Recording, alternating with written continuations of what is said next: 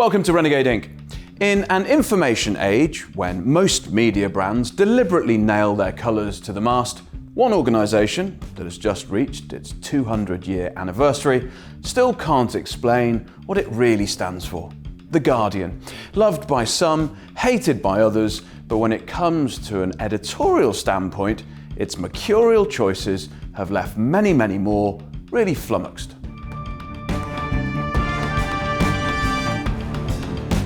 Welcome to Renegade Inc. I'm joined by Dr. Justin Schlosberg, Senior Lecturer at the Department of Film, Media and Cultural Studies at Birkbeck University, and also Professor Des Freedman, Professor of Media Communication Studies, and he's also Head of Media Communications and Cultural Studies, Goldsmiths University. Welcome to you both. Thank you for coming by.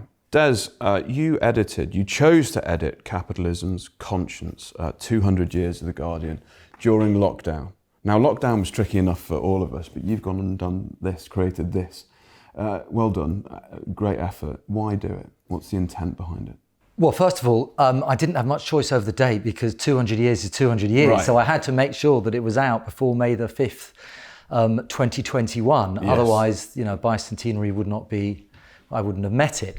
And I wanted to do it because it's an important argument, not just about a title, not just about a newspaper, not just about a news outlet, but about a particular relationship to liberalism. Right. And that's what we wanted to explore throughout the book, is the role of the Guardian throughout history as a marker of a particular set of liberal ideas and the impacts that they have. Because editors are changed by the work that they edit. What is the one thing thematically, or one of the revelations that came through this when you were editing it? What was the sort of light bulb moment, if there was one? Well, the consistency of the arguments that were put. Right. I think because, you commission a series of chapters, you're not exactly sure what's going to happen. Some people you know well, some you don't.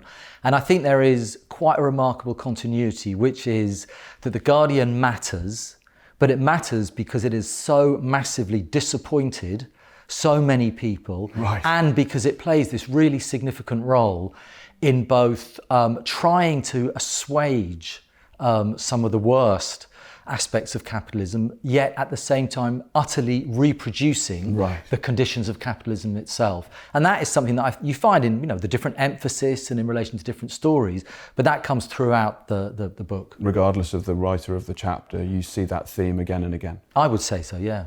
One of the writers of the chapter, Justin, you talked in the book about Corbyn and the Guardian's relationship with Corbyn. Just talk a little bit about that. Because what I think a lot of people were confused about is when they saw Jeremy Corbyn come along, the stance that the Guardian editorially took towards him. Yeah, it was a really interesting, I think, historical moment because the Guardian, not just as a kind of a liberal newspaper, but as a newspaper that kind of brands itself on sort of quality and serious journalism, was confronted with the spectre of radical socialist ideas becoming a part of mainstream political and public debate.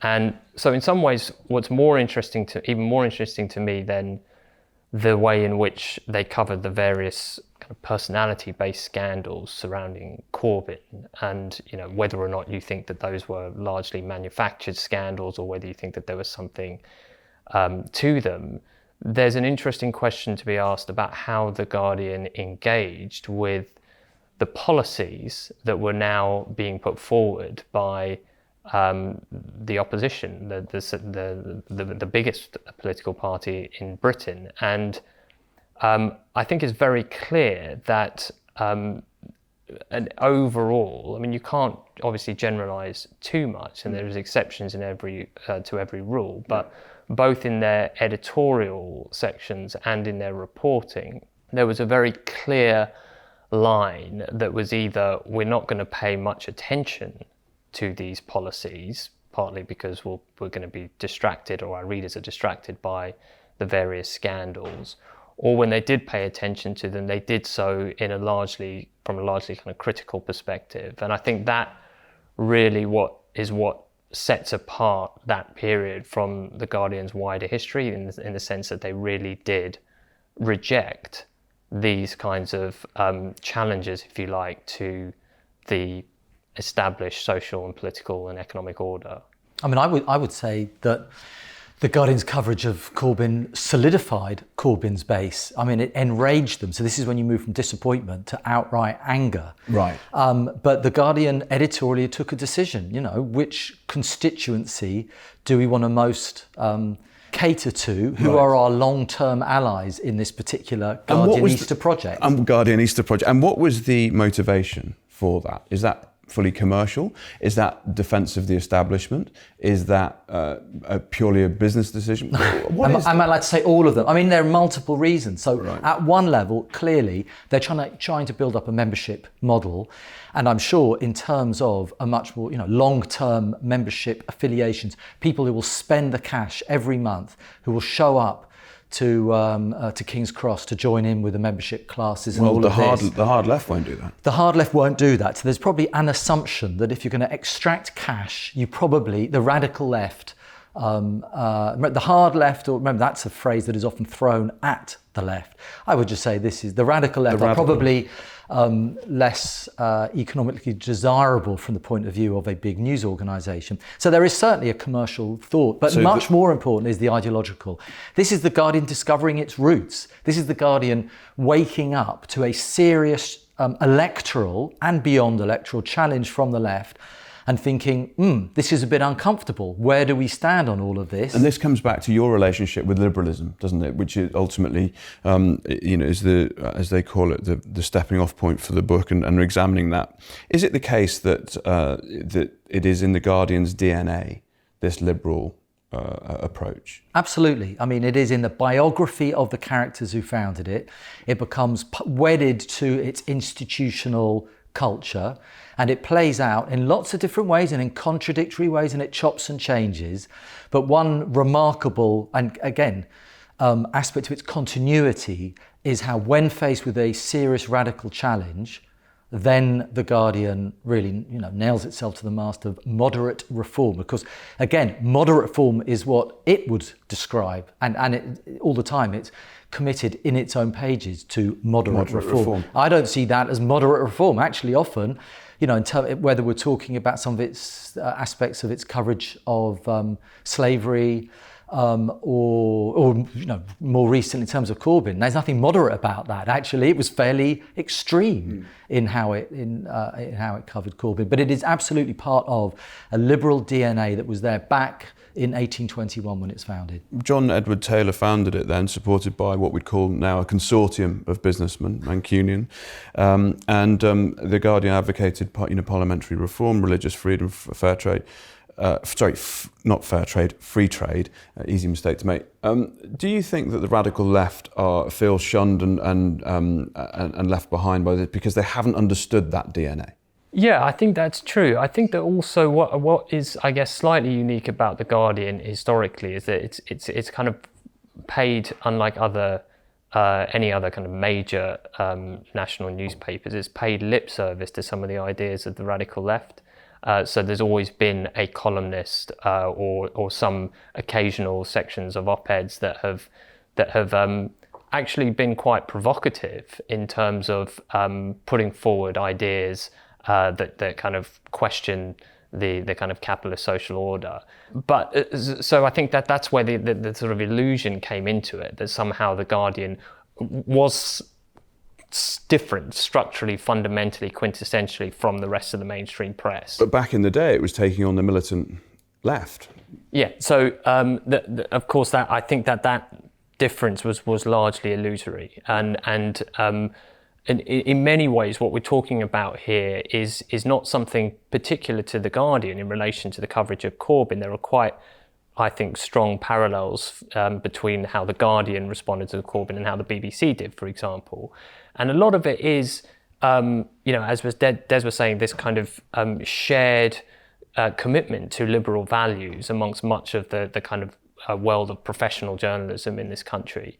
But what's also interesting is how it kind of plays out in terms of day-to-day journalism and how they do journalism. And I think what's quite clear to me is that there's a certain kind of cultural orientation of journalists towards certain types of sources that perceives them as somehow more credible and more authoritative than others. That's interesting. And anything really associated with Corbyn almost from day one was just not credible. It was not taken seriously. So it's a closed shop over there, really. And unless you agree, then we're not going to touch it, or we're going to be hypercritical about it. And you can see that in a sense in the Twitter sphere, because the current crop of Guardian journalists don't really interact with anyone unless they sort of feel that they're on the same page, or have been suitably vetted. Well, that's Tom Mills's chapter in the book where he talks about the very insular networks, the insular Twitter networks of Guardian journalists following lots of centre-right politicians, actually, and lots of journalists. But I want to come back to this idea that it's a closed shop. I don't think it is a closed shop, because it wouldn't operate well as a liberal institution as a totally sealed closed shop. Okay, it's not hermetically sealed. It's not hermetically sealed, but that's really important, because otherwise we will have thrown at us, and quite rightly have thrown at us, well, what about the Guardian's coverage of the Boer War? Sorry to talk about something that happened 120 years ago, but still, the Guardian... Do we have to go back that far? You don't. No. I mean, there are other, takes on the British establishment in an occasional and haphazard way. Its reporting over Windrush was great. I'm very glad it did that. It was very bold in its phone hacking coverage. The tragedy in all of this, in terms of phone hacking, is and it is a bit of a tragic story, is why it completely changed its mind about independent press regulation. That was because of the concentrated power of the rest of the press and the government. And in terms of the Boer War, it did pay a price for it. Circulation went down, it lost lots of advertising. The tragedy is those are the exceptions. And it does that, I think, partly, again, this is where it's a conscience. I mean, one thing that has, I think, been quite interesting is people have said that is the world's worst title, Capitalism's Conscience. Yeah, well, I was going to come to that, because does it have one? But I think it misunderstands the point of it, which is, a conscience isn't just a good thing. The whole point of the book is that it's a capitalist conscience. In other words, it is presenting itself as this, as a certain sort of, having a moral sensibility. But the point that I was trying to make is it's a capitalist sensibility. So for every time that it stands up to power, the rest of the time it is so utterly intertwined with power and so utterly determined to head off any revolt. That is a capitalist conscience. Some media all media organisations are equal, but some are more equal than others. Yeah, well, I think what we're touching on here is the kind of paradox of media power, which is that on the one hand, the Guardian as an institution that is willing sometimes to carry stories that are perhaps supportive of the Corbyn policy agenda, or that are very critical of the national security state, as they were over Snowden. In some ways, this is really, really valuable to the left, or to anyone with a kind of radical, critical perspective, political perspective. And on the other hand, it's also really useful, paradoxically, to the interests of power, because precisely because it is this good brand for capitalism, and precisely because of that sensibility, and also because by being nuanced in that way, that's what shores up the Guardian's credibility and its brand based on its kind of trustworthiness.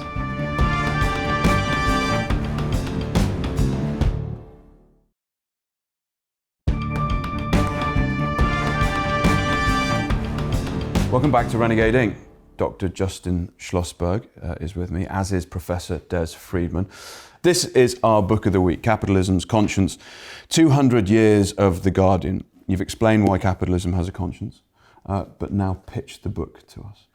Let me clarify, capitalism has a capitalist conscience. Done. That's my point. It's a good Otherwise, point. I would be quite rightly crucified about it. But this is a book that is dedicated to making sense, both historical and at the contemporary level, of the politics and the culture of the Guardian. And I think it matters precisely because of the Corbyn experience, precisely because of the phone hacking experience. It's just a lesson, I think, in media power. Capitalism's Conscience, 200 Years of the Guardian, edited by you, Des Freedman. We highly recommend it. Let's talk about this reaction the often visceral reaction to The Guardian. A lot of people we talked in the first half are disillusioned by the editorial stance, and we've talked about the DNA. Why is there such hatred, in your view, aimed at the editorial stance now? And why do people speak so passionately about it? Because other newspapers, it doesn't seem to me that they, media organisations, they don't sort of elicit the same kind of passion. Anger is not unique to The Guardian. There are many, many millions of people who genuinely hate the Sun. You go up to Liverpool, the story is often told about its role in Hillsborough. People really hate the Sun. Right. But with the Sun, just quickly on that, Hillsborough and the 96, that was a very open lie by the editor, working in cahoots with the police at that time. You can really crystallise that as a moment in time. Absolutely. You can't, it's stacking jellyfish with The Guardian, because you can't actually grab hold of the real reason there's that visceral hate. Well, it's not one moment, it's been 200 years of anger and disappointment. And so when I was doing my research on the founding of The Guardian, it was really interesting to look at some of the letters, and it really wasn't long in The Guardian's history before you had groups of workers writing to The Guardian. Right. Back in 1823, I found this great letter saying, it was just so resonant of 2021, saying, I can't believe you're doing this. Where are your loyalties? You know, why do you not have any support for the working class struggle? You can transpose that directly to You today. can absolutely do that. And I think the real reason is that people are not just disappointed, but they really are angry, because they understand that The Guardian has this particular role, which is unique in the left. It placed within, with a commitment to centrism, that they think has a very pernicious influence on the ability of radical movements, both in Britain, but certainly internationally. And I'm sure we're going to talk about some of its international coverage, that it's made the lives, the projects of the radical left that much more difficult, precisely because there is an expectation that The Guardian represents the left. And actually what The Guardian does is often to bury the chances of the radical left. It seems at times it's sort of all things to all men, but no thing to anyone. People say that now because they just go, I don't buy The Guardian now, it's just all lifestyle journalism, there's no meat. What it needs is investigative journalism, and it needs to do the job which its editor, all in every manifesto that she writes, promises to do, which is to hold power to account.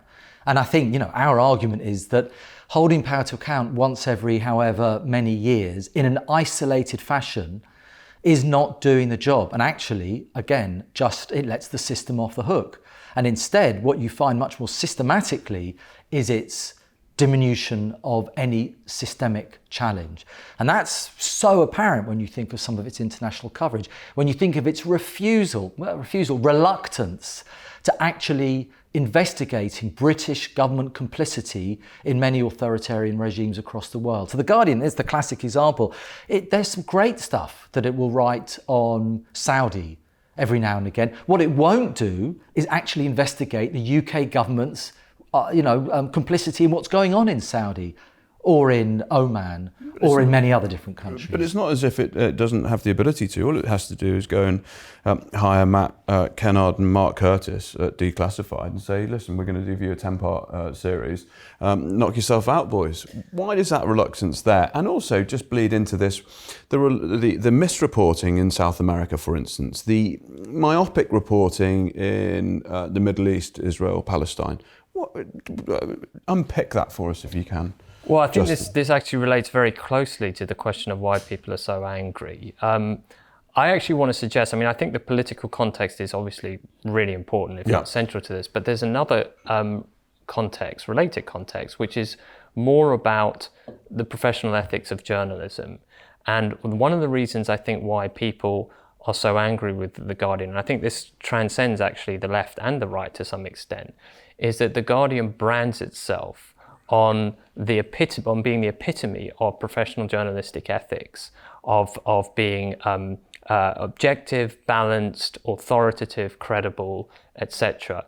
Now, the problem with that is what we've seen, particularly over recent years, is quite a significant departure, not just from those kinds of higher level professional ideas associated with broadsheet newspapers and the quality news sector in general, but sometimes with pretty basic journalism 101 news values. The reliance, for example, on a single source with an obvious hidden agenda, such as the story about Paul Manafort's supposed visit to Julian Assange in the Ecuadorian embassy, which was very quickly debunked and exposed, is, I think, an example of the Guardian's reporting in recent years, which has really failed on some of the most basic journalistic standards. So a lot of the anger, I think, stems from this sense of, who do you think you are, branding yourself as this quality journalism? Why are you so viciously opposed to the kind of Fifth Estate leftist online media that is surfaced in recent years, typified by outlets like the Canary, when actually part of what they're doing is exposing your journalistic failings. So I think, and the other thing related to that, I mean, Des talked about, the Guardian seeing holding power to account as sort of central to its mission, and I think a lot of the anger towards the Guardian is the fact that it itself has been so resistant to any form of meaningful accountability over precisely these sorts of mistakes, whether they were mistakes, whether they were something else, that there has been almost a kind of pathological institutional refusal to actually stand back and acknowledge, yeah, actually we got that wrong.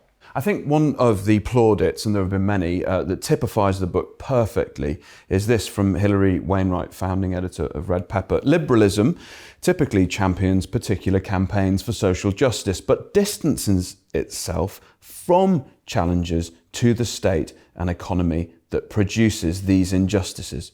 At last, a book which reveals this serious problem, a must-read for all Guardian readers. That, for me, crystallises what you've done here. Absolutely. It crystallises it beautifully because capitalism produces outrages and there is a good market. And if you're a liberal, it's important to say, well, they got that one wrong. Whether it's over inequality, war, there are occasional times when, as a good liberal, you will say you've overreached yourself. But the crucial thing is never to systematise that. Is to always explain to say, that. What does that mean? In other words, it's a kind of one bad apple. There are no links between these events. It's not about the system itself. So it's not about capitalism itself. Right. So the idea, like Hollywood film storytelling method, if you take one bad apple out of the system then goes back on and functions perfectly. But the system then says, thank God we've got the Guardian to hold us to account, when all the Guardian has done is actually every now and again point out some inequity. I did lots of research over how the Guardian covers protests. So the Guardian covers protests quite a lot, obviously not as much as some of just, the billionaire press who just want to put violent, masked men on their front page. But it's always horrified by direct action, even in, so it's anti-apartheid newspaper. But the fact is, it would still be appalled by some of the tactics. It's pro-civil rights. When a more militant wing of the American civil rights movement emerges and has big marches, the Guardian is a bit nervous of what it calls the hard left. It calls for moderate reform because that's in its DNA. That's the whole point of its particular brand of liberalism. Do you think that the establishment have had a strategy, certainly with Rusbridger, Do You Love Your Country and Common Select Committee and all the rest of it? Do you think the strategy was strike the shepherd and the sheep scatter? So now there's a sort of collective neurosis within the Guardian saying we can't touch that, we won't touch that. Certain journalists, absolutely, I'm backing away from that. What's the establishment line on that? I'm going to fall in. I mean, I don't think it's possibly quite as crude as that. I mean, I think that what is absolutely true, I think, is that from a kind of the perspective of an establishment power, you're going to be in some ways much more interested in what the Guardian is covering in relation to, say, Corbyn or Snowden than you are the Daily Mail, because in a sense the Daily Mail is already preaching to an audience that is not going to be out on the streets calling for the end of capitalism as we know it, whereas the Guardian's audience possibly could, or sections of its audience possibly could. So certainly not the Islington intelligentsia who go to all the events. But in a way, that's what's I guess what the interest is. If you were concerned purely with the preservation of the political and economic status quo, your interest will be in ensuring that the Guardian's readers conform as much as possible to that kind of Islington liberal intelligentsia, rather than this kind of dangerous radical left mob. So I think that's an obvious big part of it. But I think that one of the things that is really a defining moment in the last 5 years in the Guardian's history was when it came out against, and it did it quite subtly and quite quietly, against part 2 of the Leveson inquiry. I mean, that just really, I think, revealed ultimately what the limits of the Guardian is as a news, not just as in terms of its kind of positioning politically or editorially, but as a newspaper that prides itself on investigative journalism, on uncovering the cover-up. Here it was, supporting the government's decision to stop an inquiry that was supposed to get to the bottom of institutional corruption between politicians, the press and the police. I have a suggestion. If we can get a decent consortium together, I think you'd make 2 great founders for a new newspaper stroke media organisation. It's lovely for you to say, but I think we're probably 2 terrible businessmen, so I think it's a very bad idea. But we can get people to look after that, and you just do the editorial content. Love to. If you've got spare 20 million, that would be... Is it that much? Probably about it. Golly gosh. Well, we can do a whip round. All the crew in here were former Guardian readers, so we can use their subscriptions. Without one seeking to curry favour, I don't know if we need to, because there's lots of great work that is being done by people who have moved away from the Guardian into independent journalism. So those are the people, but the declassifieds of the world that we really need to support. Absolutely, and really do support them. Capitalisms conscious, 200 years of the Guardian. Des, congratulations. Justin, Des, thank you both for coming by. Always a pleasure to have you. That's it from Renegade Inc. this week. You can send the team a mail, studio@renegadeinc.com. Join us next week for more insight from those people who are thinking differently, but until then, stay curious.